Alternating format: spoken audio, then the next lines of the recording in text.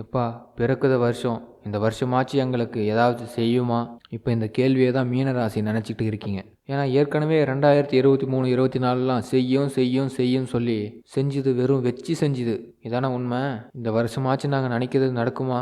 Don't worry, கண்டிப்பாக நடக்கும். ஆமாங்க, கண்டிப்பாக நடக்கும். ஆமாங்க, ஏன்னா இந்த வருஷம் 3 பெயர்ச்சிகள் நடக்க போகுது. கிரகங்களுடைய மாற்றம் இந்த வருஷத்தில் உங்களுடைய நிலை மாற்றம் ஏற்பட போகிறது. நம்ம ஒரு 50 ரூபா சம்பாதிச்சிட்டு இருந்தோமா, இனிமேல் 100 ரூபா சம்பாதிப்போம். நம்மக்கிட்ட ஒரு 1 லட்ச ரூபா சொத்து இருந்ததா, இப்போ 10 லட்சம் ஆகும். 1 கோடி ரூபா சொத்து இருந்ததுன்னா இப்போ 100 கோடி சொத்து ஆகும். என்னங்க இதெல்லாம் நம்புற மாதிரியா இருக்குது? நம்பி தான் ஆகணும், இதான் உண்மை.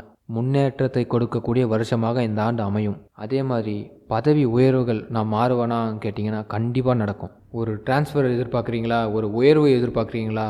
எனக்கு பின்னாடி வந்தவங்களாம் முன்னேறுறாங்க அப்படின்னு நினச்சிங்கன்னா கண்டிப்பாக உங்களுக்கு உயர்வு உண்டு. ப்ரொமோஷன் எல்லாமே திருப்தியான காரியங்கள் நடக்க போகுது. இன்னும் சில பேர் சொல்லுவாங்க, சார் நான் இன்னும் 90 கிட்ஸாகவே இருக்கேன் சார், கல்யாணம் ஆக மாட்டேங்குது, வயசு தாண்டி போயிட்டுருக்கு, இனிமேலாவது இதுக்கெல்லாம் வாய்ப்பு இருக்குமா, நானே நம்பிக்கை இழந்துட்டேன் சார் அப்படின்வாங்க. நம்புங்க பிரதர், நீங்கள் நினச்ச திருமணம் கண்டிப்பாக நடக்கும். நீங்கள் ரொம்ப யதார்த்தவாதி, உண்மையை நம்பக்கூடியவர்கள், உங்களுடைய சுதந்திரம் பறிப்போகக்கூடாதுன்னு நினைக்கக்கூடியவங்க. நீங்கள் தனிமையில் இருக்கக்கூடிய காரணமே தைரியமாக எதிர்த்தனால தான். நீங்கள் எல்லாமே அக்செப்ட் பண்ணி போகிறவங்க இல்லை, உண்மையை குரல் கொடுக்குறவங்க. எவ்வளவோ பொறுத்து பார்த்துருப்பீங்க, பொறுத்து பார்த்துட்டு தான் போடானிட்டு வருவீங்க. பல விஷயத்தில், உறவுகள் விஷயத்தில், நட்புகள் விஷயத்தில், அன்பு விஷயத்தில், தொழில் விஷயத்தில் இப்படி ஒரு முடிவு எடுக்கும்போது பல முறை யோசனை பண்ணுவீங்க. அப்போ இன்றைக்கி நீங்கள் ஒரு தனி மரமாக இருக்கீங்கன்னா, உங்கள் ஃபேமிலியில் நீங்கள் தனித்து செயல்படுறதா இருக்குன்னா, இந்த வருஷம் உங்களுக்கு ஒரு கூட்டு குடும்பமாக இருப்பீங்க. உங்கள் மனசில் ஒரு உற்சாகம் ஏற்படும். உங்கள் வார்த்தைகளை மற்றவர்கள் கேட்கக்கூடிய காலமாக வரும். உங்களுக்கு ஒரு அபிப்பிராயம், என் மேலே ஒரு கருணை காட்டுறாங்களேப்பா, என் மேலே ஒரு நம்பிக்கை வைக்கிறாங்களேப்பா, இது எப்படி நடக்குதுன்னு யோசிப்பீங்க. எனக்கே ஆச்சரியமாக இருக்குது, கடவுள் வேறு ஏதாச்சும் ஹெல்ப் பண்ணுறாரா?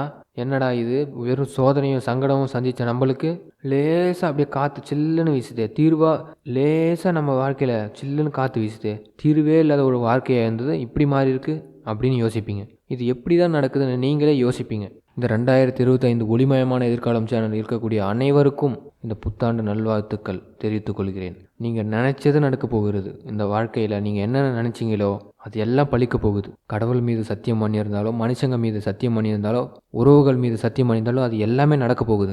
அது எல்லாம் பழிக்கும், கண்டிப்பாக நடக்கும். கோர்ட்டு கேஸ் சம்மந்தப்பட்ட விஷயங்கள் ஒரு முடிவுக்கு வரப்போகுது. உங்களை யாராச்சும் சிக்க வச்சுருப்பாங்க, வழக்குகளில் உங்கள் வாழ்க்கையெல்லாம் கிளறத்துக்கு முயற்சி பண்ணியிருப்பாங்க, அதுக்கெல்லாம் ஒரு முடிவு. அதே மாதிரி உறவுக்கு மத்தியில் ஒரு உற்சாகம் கிடைக்க போகுது. அது மாதிரி ஒரு பாராட்டு விழாவே நடத்துவாங்க. ஒரு சிக்கல்லேருந்து ஈஸியாக வெளியே வருவீங்க. முருகனுடைய துணை உங்களுக்கு பரிபூரணமாக இருக்குது. வேல் மாறன்னு சொல்லிட்டு படிங்க.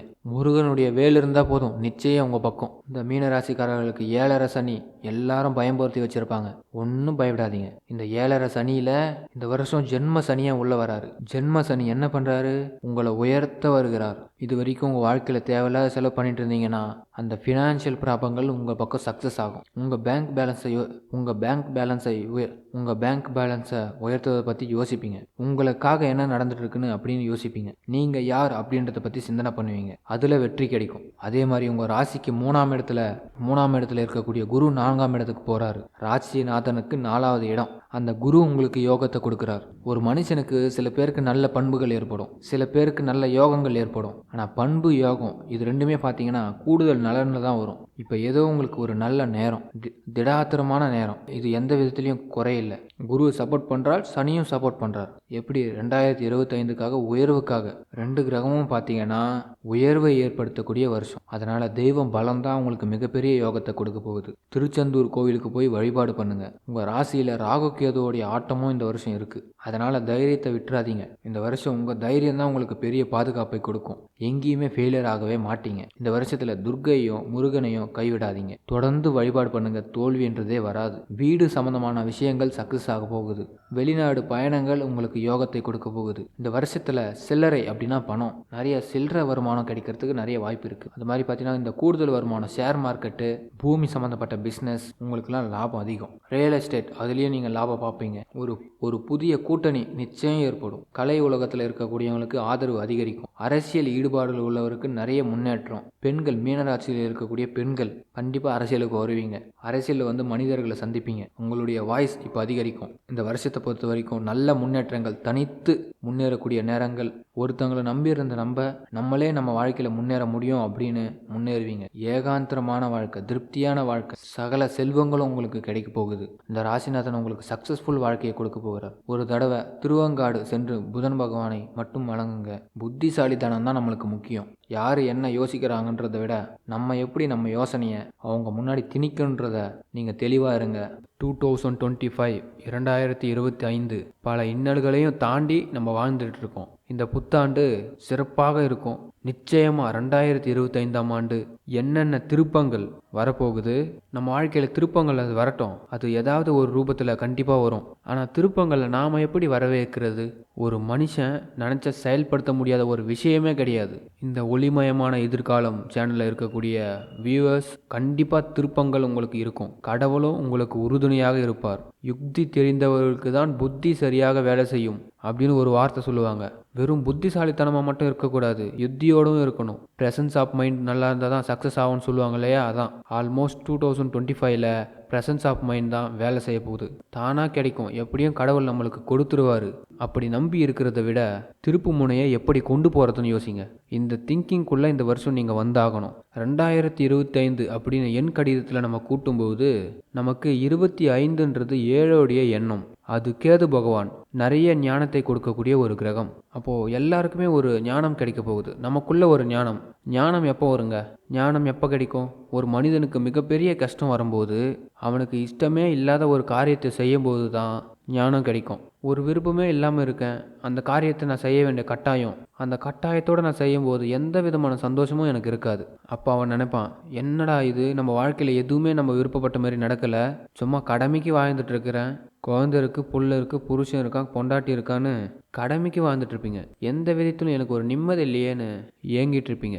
இப்படி பல இடத்துல நம்ம சந்தோஷமா இல்லை.